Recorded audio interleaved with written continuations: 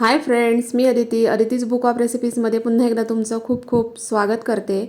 आजच्या व्हिडिओमध्ये तांबे आणि पितळेची भांडी अगदी घरी उपलब्ध असलेल्या साहित्यामध्ये अगदी चकचकीत 15 दिवस राहतील अशी कशी घासायची ते आपण बघणार आहोत. आणि तुम्ही जर माझं चॅनल पहिल्यांदा बघत असाल तर नक्की सबस्क्राईब करा. सबस्क्रिप्शन एकदम मोफत आहे. तर हे बघा, माझ्याकडे हे 2 तांबे आहेत. हा आहे पितळीचा तांब्या आणि दुसरा आहे हा तांब्याचा तांब्या. तर हे जवळजवळ 1 वर्ष झालेलं आहे. ह्यांना घासलेलं नाही, पूर्णपणे काळे पडलेले आहेत. तर अगदी घरी उपलब्ध असलेल्या साहित्यामध्ये आपण हे एकदम चकचकीत असे करणार आहोत. तर पहिल्यांदा काय करायचं, तर ही भांडी आहे तर ती भिजवून घ्यायची पाण्याने. एकदा ह्यांच्यावर पाणी घालायचं आणि हे ओले करून घ्यायची भांडी. आणि नंतर इथं मी ही चिंच वापरलेली आहे. हे बघा, ही भांडी जी आहे ती चिंचेनेच घासायची. तुम्ही म्हणाल चिंचेच्या ऐवजी आपण लिंबू किंवा व्हिनेगर असं काही वापरलं तर चालेल का, तर नाही, फक्त चिंचच वापरायची. कारण चिंचेने जो रिझल्ट मिळतो ना तो खूप छान असतो. आणि चिंचेने घासलेली ही भांडी अगदी मस्तपैकी 15 ते 20 दिवस आरामात चकचकीत राहतात. तर हे बघा, भांडं मी ओलं करून घेतलं आहे आणि पहिलं हे चिंचेनं घासून घेतलेलं आहे. तर चिंच हातात घ्यायची आणि पूर्ण भांड्यावर व्यवस्थित घासून घ्यायची. हे बघा, चांगली अगदी घासायची. पूर्ण भांड्याचा काळपटपणा या चिंचेनेच निघून जातो. तुम्ही बघू शकता, मी मस्तपैकी या तांब्याला चिंचेने छान असं घासून घेतलेलं आहे.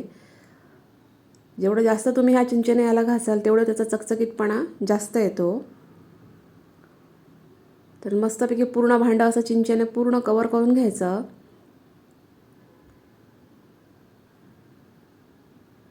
हे बघा, माझ्या हाताला पण चिंच लागले. तर त्या हाताला लागलेल्या चिंचेने मी नंतर हे पूर्ण तांब्या जो आहे तो व्यवस्थित घासून घेतलेला आहे. तुम्ही बघू शकता, तांब्या आताच चकचकीत व्हायला लागलेला आहे.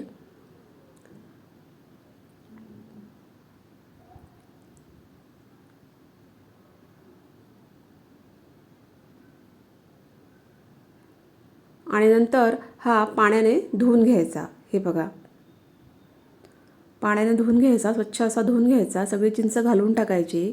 हे बघा, आणि पाण्याने धुवून झाल्यानंतर लगेच आपण याला घासायला पुन्हा घेणार आहोत. तर इथं मी काय केलं आहे, तर हा आपला रोजचा साबण आहे भांडी घासण्याचा आणि इथं मी हा स्टीलचा काथा वापरला आहे. तुम्ही बघू शकता, राऊंडमध्ये हा काथा मिळतो, तर हाच काथा वापरायचा. या काथ्यानेच ही भांडी जी आहेत ती खूप छान अशी घासली जातात आणि त्याची जी शाईन येते ना ती भरपूर दिवस टिकते. तर हा स्टीलचा काथा असतो तोच वापरायचा.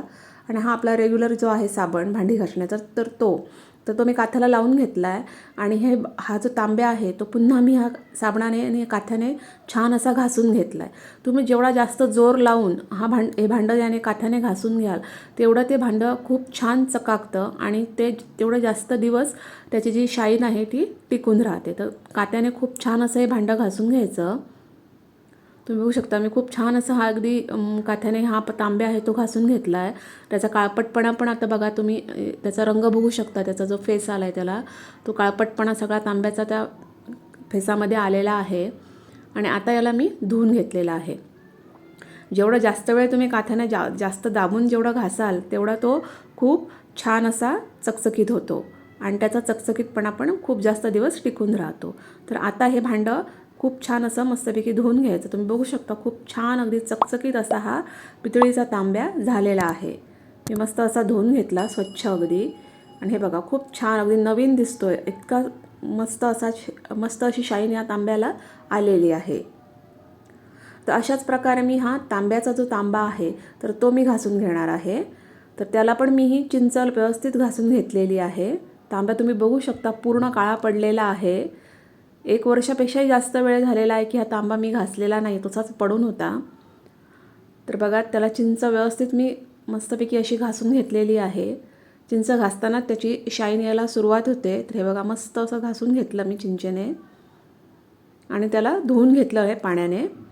आता सेम मागाशी केलं तसंच तो स्टीलचा काथा आहे त्याला भांडी घासण्याचा साबण लावून चांगला अगदी रब करून घेतला मी हा. आणि चांगला अगदी त्या काथ्याने हा तांब्या पुन्हा एकदा घासून घेतला.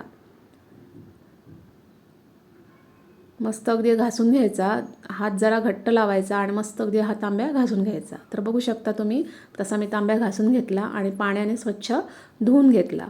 तुम्ही बघू शकता त्या तांब्याची शाईन एकदम मस्त आलेली आहे. कुठंही डाग वगैरे काहीही राहत नाही. खूप छान अगदी अशी शाईन येते भांड्याला. तुम्ही बघू शकता, खूप अगदी नवीन असतो तसा तांब्या हा दिसतोय. एकदम त्याचा सगळा काळपटपणा निघून गेलेला आहे. घासल्यानंतर ही भांडी जी आहे ती पालथी ठेवायची, म्हणजे त्याच्यातलं पाणी आहे ते सगळं पावळून जाईल. तुम्ही अशा प्रकारे जे आपले देव आहेत, स्टील किंवा पितळेचं जे काही सामान असेल तर तुम्ही अशाच प्रकारे घासू शकता. त्याचं पाणी निथळून झाल्यानंतर एक सुका कॉटनचा फडका घ्यायचा किंवा टर्किशचा टॉवेल घ्यायचं आणि त्याला मस्तपैकी असं पुसून घ्यायचं, म्हणजे याच्यावर कुठलेही डाग राहत नाहीत.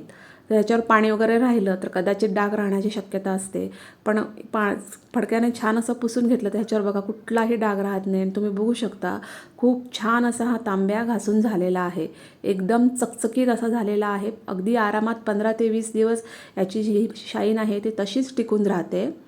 त्याप्रमाणेच मी तांब्याचा तांब्या पण छान असा पुसून घेतलेला आहे, एकदम कोरडा करून घ्यायचा. हे बघा,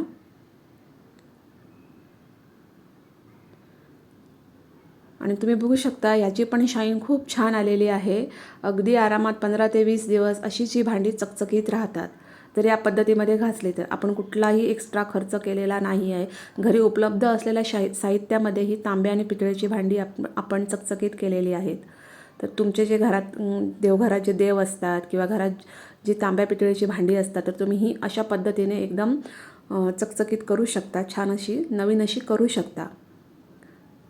तर बघा खूप छान असं एकदम मस्तपैकी दोन्ही तांबे एकदम चकचकीत झालेले आहेत. तर व्हिडिओ कसा वाटला ते कमेंट्समध्ये नक्की सांगा. व्हिडिओ आवडला असेल तर लाईक करा, शेअर करा. थँक्यू.